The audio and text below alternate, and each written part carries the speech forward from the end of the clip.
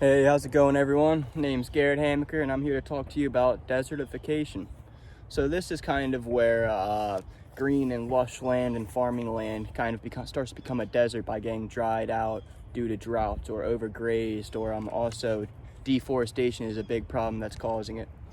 So the main problems with desertification, it can start with the drought, and the drought already starts killing all of the local crops and animals, and then also the kind of like wildlife around.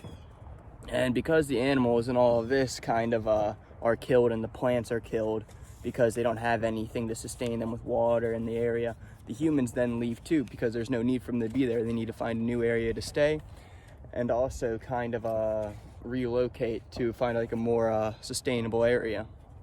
And so there's some local things that farmers can do where tour guide Garrett will show you in the future video.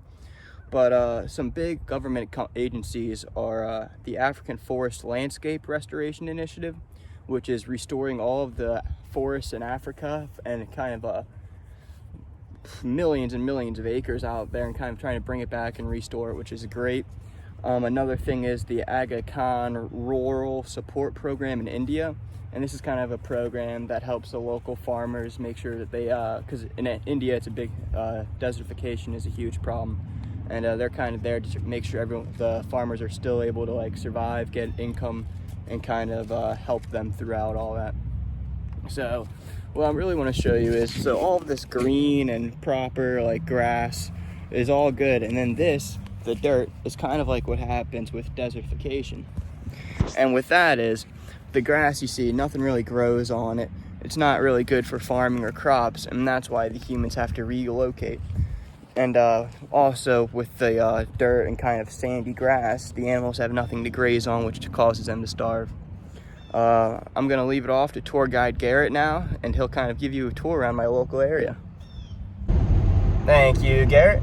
Today I'm gonna be taking you guys around my local Kennett Square area, where there's a lot of farms, horse people, and also quite a few streams that we try to keep clean. I've talked to a couple of the local farmers, some of my friends, some of my associates. They told me some of the ins and outs of how they kind of prevent the desertification and the precautions that they take. Right now we're about to roll up on our first spot, which is the cattle, and I'll be with you guys in a second. Alright, and welcome back, guys. So this is the cattle. This is one of the farms that my buddy actually owns, all over there and all this. So he was telling me to prevent the overgrazing and desertification that happens, that they actually rotate the cattle periodically and make sure that they don't graze too much on one field, since that is one of the main problems caused by desertification. Alright guys, now that we looked at the cattle and learned a couple facts about them, we're actually going to be headed to a farm now. And I'll be doing the same thing where I have a couple facts I'll be telling you guys in a couple ways they try to prevent the desertification in this area. Thank you. So right now we are driving past the local farms and also some of the local horse areas. And two things that the farmers try to do is they try to seasonally rotate the crops to keep the soil clean, or not clean, but kind of more healthy, because different crops use different nutrients in it. And if you spread it out over time, that'll actually increase the harvest and make sure the soil is still fertile.